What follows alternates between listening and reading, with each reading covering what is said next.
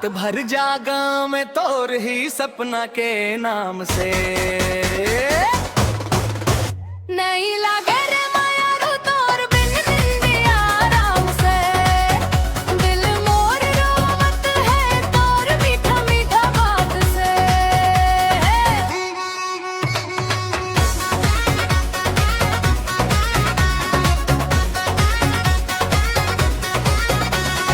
चांदनी रात मां तोर सुरतावे, आँखी ले आंसू चुप के बह जावे। मोबाइल मां फोटो देख देख के दिल मोर हर पल घबरावे। तोर बिना ये दुनिया सुनी हंसी भी लागे झूठी कहानी। काबर दूर हो गए माया मोरा जात तलबत शानी। सुन ले मोर दिल के बात तोर बिना सब कुछ सुना रात। नहीं लागे रे माया रू तोर बिन निंदिया आराम से। दिल मोर बस के हो बस तोर ही माया के नाम से।